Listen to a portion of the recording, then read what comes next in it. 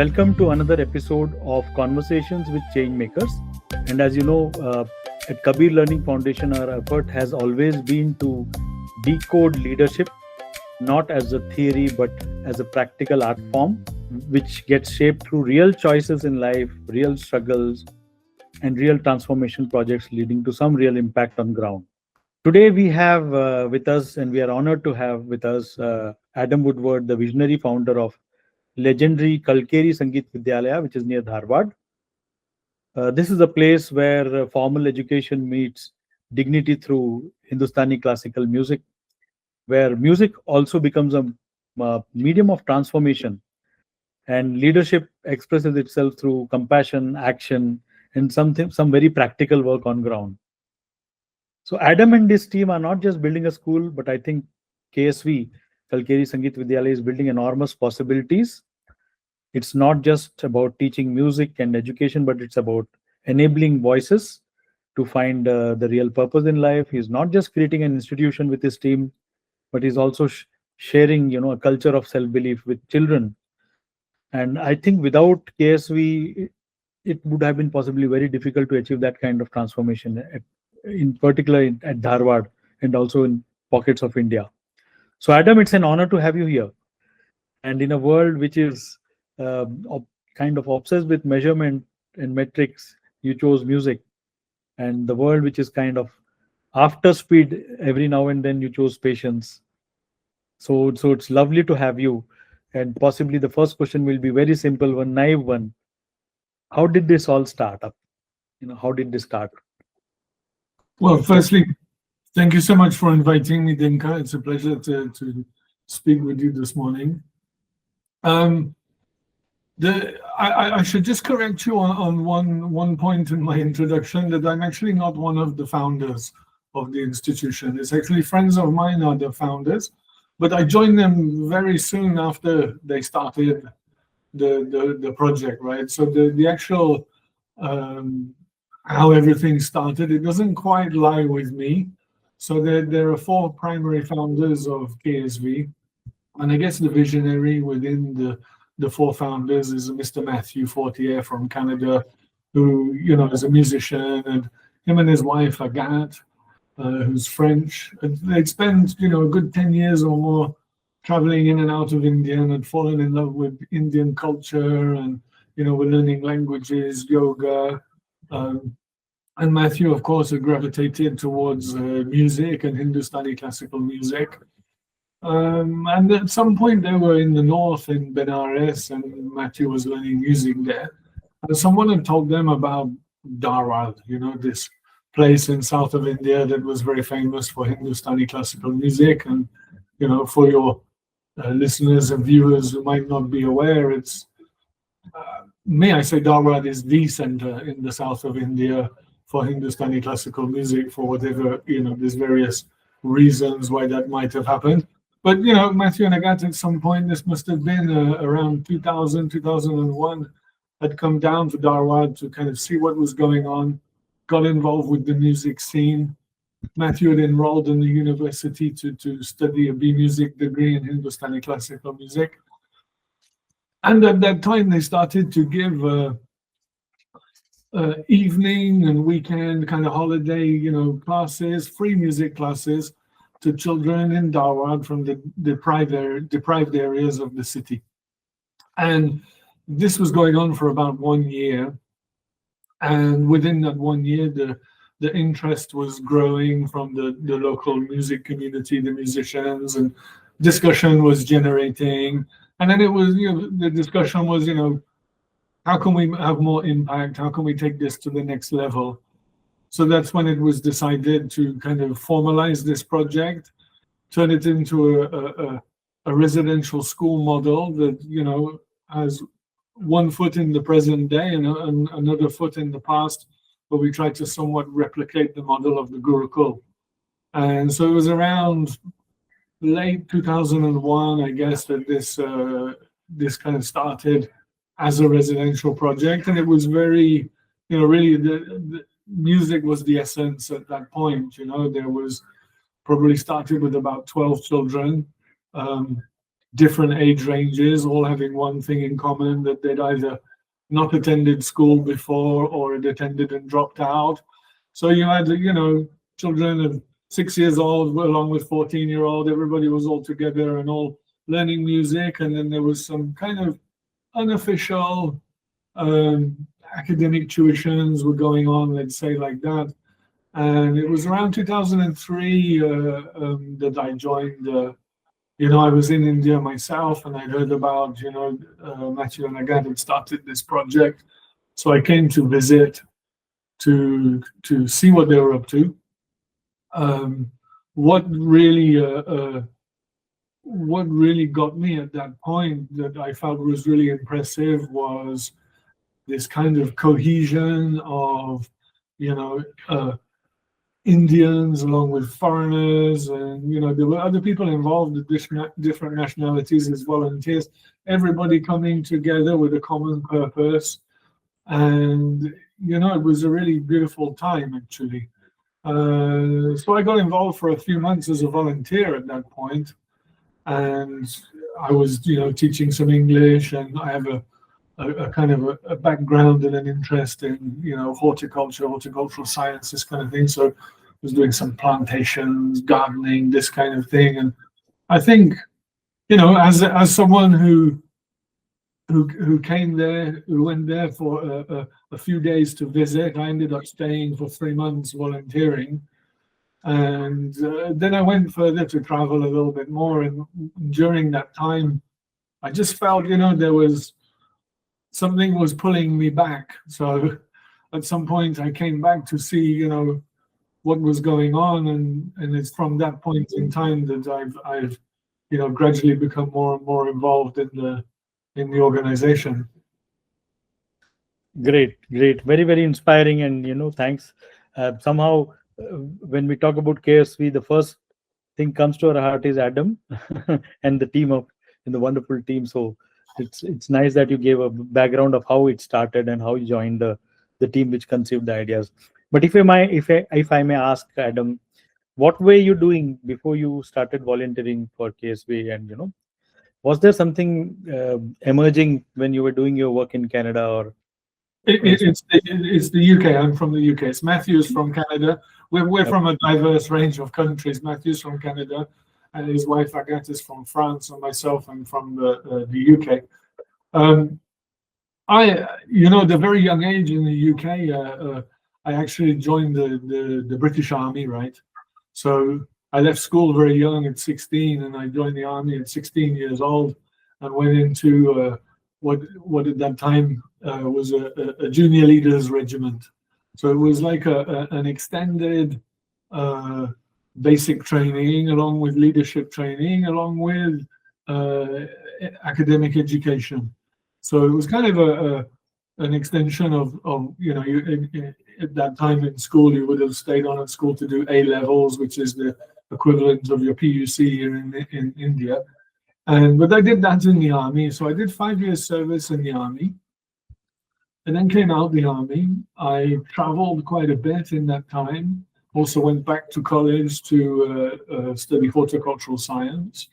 But really my passion in that time, post-army days was pretty much traveling, right? I really enjoyed going to different countries, seeing different cultures, and just, broadening my mind and horizons and exploring new places. And of course, that was kind of a 6 months work, 6 months travel, or 6 months work, 1 year travel, whatever it might have been. But every time coming back from a trip, the common thing was I'd always be pretty much broke. So at some point I kind of got, I said to myself, okay, I want to kind of knuckle down now, work for a few years, put some money in the bank, and something that can enable me to travel for 3 to 5 years. And my first stopping point on that 3 to 5 year potential trip was India, right? And why I wanted to do this 3 to 5 year trip was because I was pretty much disillusioned with how, the fabric of society and life and everything was moving in the West. That this whole capitalist kind of thing, that everybody's accumulating things that they don't really need and trying to keep up with, their next door neighbors and massage their own ego. And there was that alongside with I think it was I was approaching my 30s at that point. And it was a bit like the fear also of feeling trapped. I've always been, I've always been someone, I've never quite known what that one thing is that I want to do in life. But why that is because I've been so interested and curious about so many things. I've always had this feeling of, if I kind of zone in on this one area, that I'm going to miss out on this. And I've never been able to kind of focus. So yeah, having this kind of disillusionment with the Western lifestyle and everything. So not wanting my future necessarily to be in the West. So I was very open at that time. And when I came to India at that point, I really had an attitude of having a synchronistic journey. So when I arrived with no guidebook. I arrived with no itinerary, anything like this. I just came, and it was like I wanted to see who I would meet and where the road would take me, and just let everything unfold naturally. And none of us really in our lives get an opportunity to do that, and that's such an immense sense of freedom to have that kind of liberty to be able to live like that for a period of time. So, and ultimately, this is what's brought me to where I am today, actually. So, yeah, I had this plan to come to India and ultimately go east somewhere, but I never got there, right? It got hold of me. And, I discovered this project that Matthew and Agam were working on, and got involved with that. That was ticking a lot of boxes for me, right? Because I really wanted to find something. The essence for me was finding something where I could add value to other people's lives, right? And kind of moving out of this phase of being young, where I'm very passionate, where you want to change the world and everything, and kind of maturing and realizing that, wow, as an individual, I can't change the world on my own, but maybe I can influence a small, a little pocket, a little bubble somewhere, and see where that goes. So I was really looking to do that. And yeah, KSV, for me, having the opportunity to be involved with this beautiful project has ticked a lot of boxes for me. Absolutely. But before I go to what did you discover in this journey which made you stop your travel at Dharwad in physical terms, but the next level of travel started. I may have possibly a very not so exciting question, but what was something which you learned in army where you still feel that that is something which in British Army is still helping you, or what kind of grounding you got when you worked with the British Army? I realized at some point, when I was in the army, that the army wasn't for me, right? And I actively chose to leave the army because I kind of, I don't know. Anyway, there's a lot of things there. But having said that, I wouldn't change anything, right? I would. It was such a valuable experience for me, having that opportunity to go through a very intense basic training in the army that has really given me a lot of skills in terms, just very basic stuff such as, discipline and timekeeping and organization and planning and all these things that I learned there, right, that I didn't have before. And I think it gave a very good grounding, right? And, enabled me to be more independent than I was I've always been an independent person, but, and throughout my entire life, I've not had to rely on anybody, right? I've generated my own livelihood, my own luck, whatever it is. I've done myself, right, without having to rely on anybody else. And I think independence is something that is really a valuable trait, right? Being able to take care of yourself and adapt to different circumstances. There's a couple of things I've taken away, I guess, from the army that I integrate all the time, and a couple of kind of phrases out there. One is we always want to improvise, adapt, and overcome. So that's one thing I've definitely taken away, and I've taken away the 6 P's from the army, which is prior planning and preparation prevents poor performance.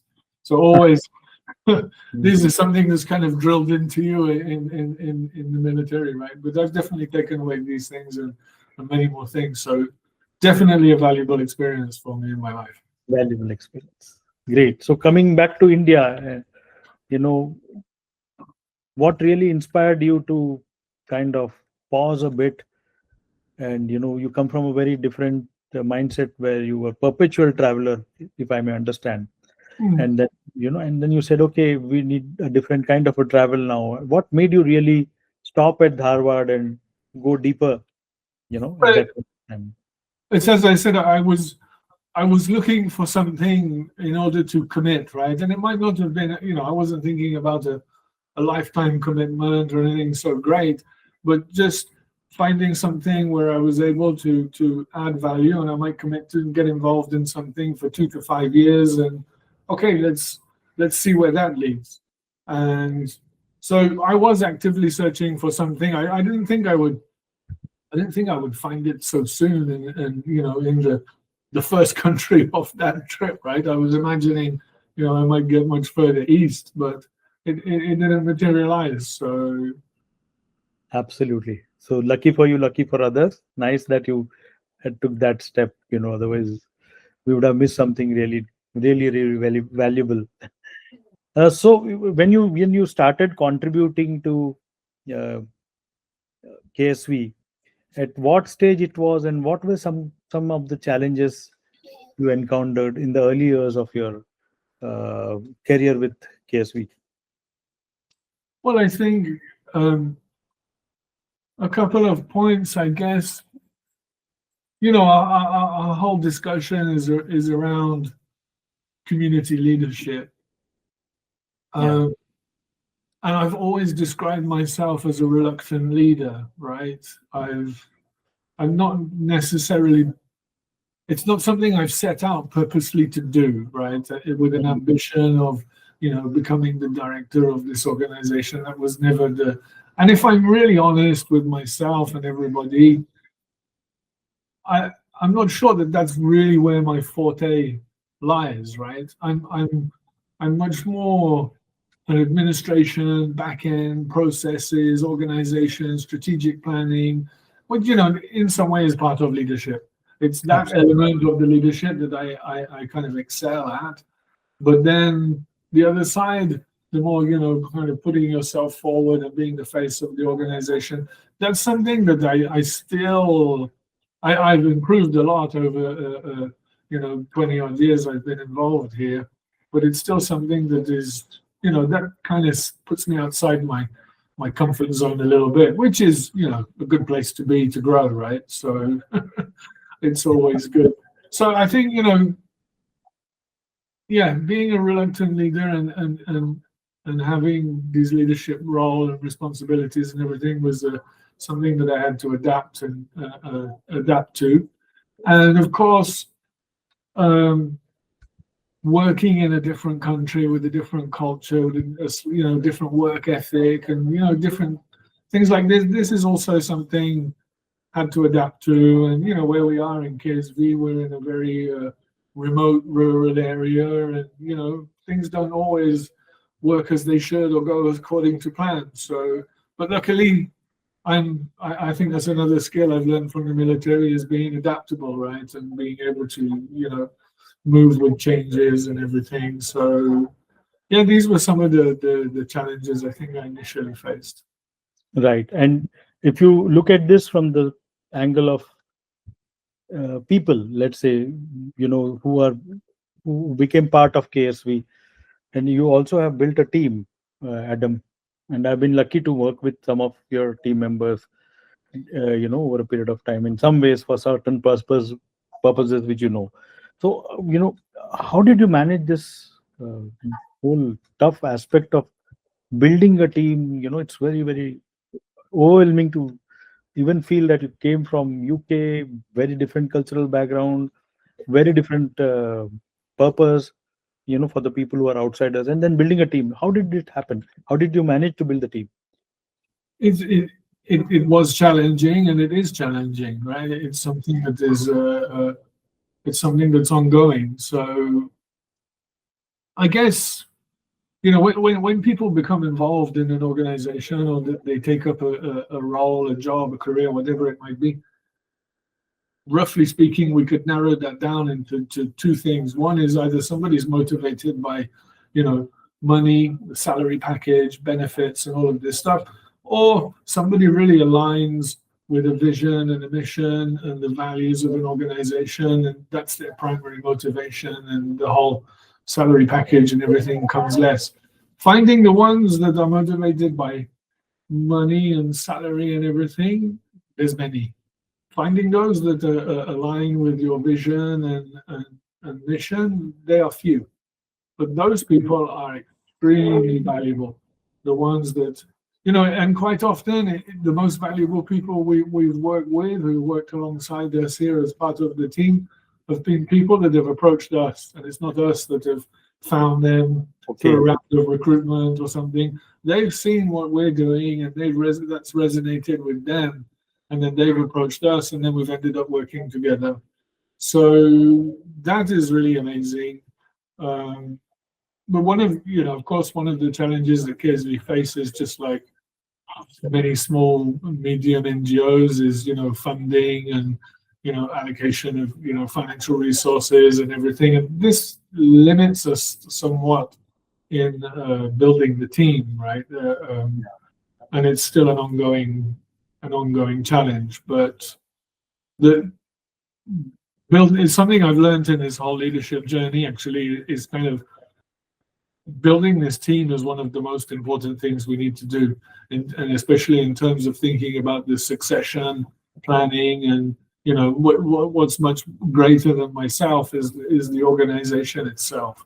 It's not important that I survive, it's important that the organization survives. So how we do that is I need to work in such a way to make myself obsolete. The whole thing needs to work smoothly without me.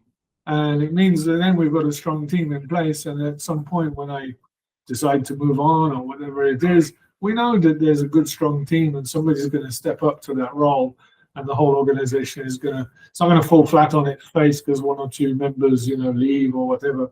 So as leaders, we really need to be working just to, make ourselves obsolete. Awesome. So two things. One is reluctant leadership and making ourselves obsolete. These are kind of defining points in your style of leadership, which is possibly you are invisible in the way you are working as a leader, but you definitely lead people with influence. So when you're doing this, how do you, although this requires enormous focus, how do you manage to get into a zone where you're absolutely focused about this particular purpose, and you could attract some good talent to work with you, although they came to you? Retaining them is also not easy, right? So how did you manage this whole art of getting the right people, which was also because they also came to you, and but how did you retain them with your reluctant leadership? Well, there's different aspects to that. From my own personal way of working and style and everything, is one thing is I've never really considered this to be a job or an employment or a career or something. It's much more of it's become a lifestyle choice, right? And myself, I stay on campus also with my family, and just the whole KSV in my life is just very integrated as one. And some people will say, oh, that's a very unhealthy way of working, and you should really have a differentiation between your personal and your professional life and all of these things. And I agree, okay, there might be elements that need to be looked at there, but I'm so it's just a 24/7 thing for me, with this level of commitment, that I'm not looking at the clock and I'm not doing 9 to 5 or anything like this. And I think that just the element of our project, we've got a very beautiful thing here, working with children, educating children through academic subjects and music, and we can witness a lot of success. Either, it's very local short-term success that's happening on a day-to-day basis, or we can witness long-term success where 20 odd years ago we were never really sure what this tree was going to grow into when we planted these seeds, but 20 years later, today we're finding some very succulent fruit that's come off these trees, where we see our ex-KSV students in real diverse roles and diverse areas of study, and taking up dignified employment, moving their family up the social strata and everything, which is what it's all about. We've always spoken about breaking this cycle of persistent poverty, and trying to ensure, most of our children at KSV, 70 of them approximately are first generation learners, right? And their parents might be majority involved in agriculture as daily wage laborers and stuff like this, and which I'm sure if they'd had different opportunities when they were young, they might have gone on to do something else, but those opportunities were not there for them, and this is how they then ended up in their existence as a daily wage laborer. And there's a lot of dignity in that they're doing, taking up quite a hard existence, right, on a day-to-day level, and honestly providing for their family, right, rather than deciding to turn to something else to provide for their family. So, but we feel that life could be more beautiful than that, and there could be much more value to life than that. And trying to provide opportunities to these children so that they can not follow in the footsteps of their parents and break these kinds of traditional bonds and everything, and do something interesting. And we're seeing these results happen on a day-to-day basis. So having this kind of positivity in the place naturally encourages people to be a part of it and to stay. And this is why we have a good retention among our staff and everybody in the organization. Awesome, great. I have two questions, although we are short of time, and maybe I'll extend it with your permission for 5 minutes to 10 minutes. Sure. Thank you for the permission, Adam. First question I have in mind is that the folks who come to the school are definitely having their challenging times in terms of economics and other things. So how did music add value to them, and how did music contribute to their wellness and their growth? Well, there's different facets to that, I guess. One, we can say, just very generally, from being entering school life at 6 years old or whatever, from 6 until around 14, learning music alongside academic subjects has a great benefit on their academic studies themselves.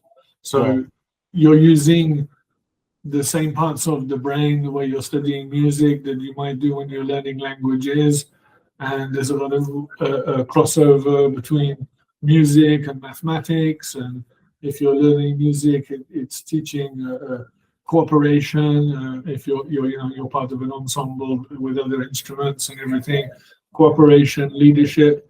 And I think one of the most important things that is not really taught in the classroom that is really valuable for young people is building self-esteem and building confidence. And music definitely gives them that.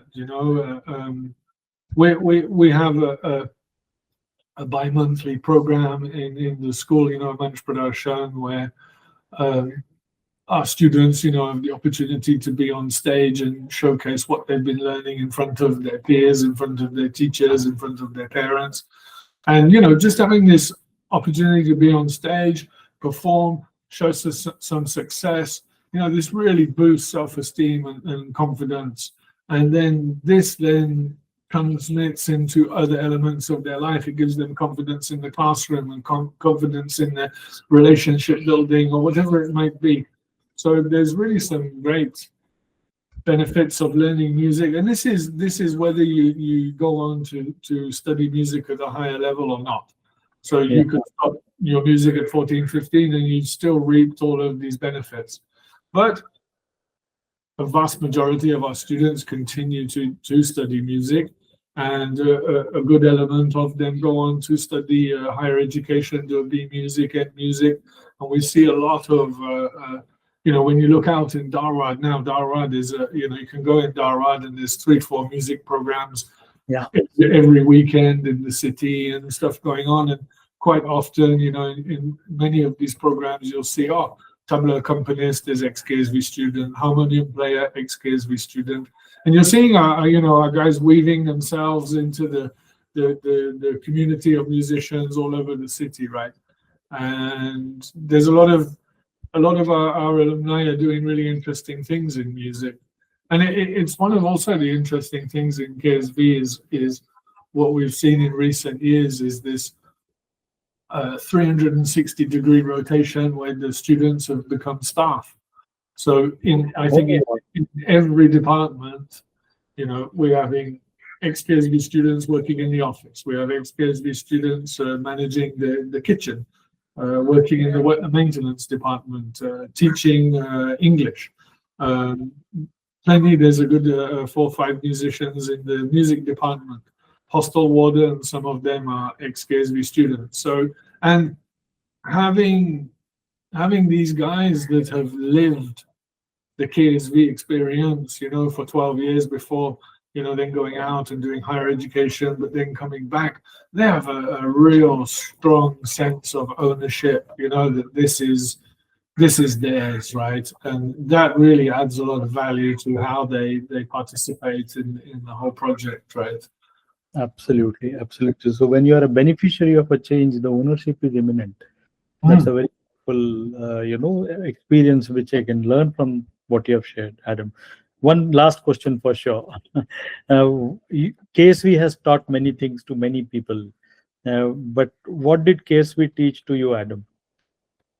I think the 2 things that just immediately come to mind, just generally, I don't know if it's KSV or if it's India as a whole, but I've become much more patient. Patience is something that I've definitely improved over the years because I wasn't the most patient person, before. So I think that's definitely one thing.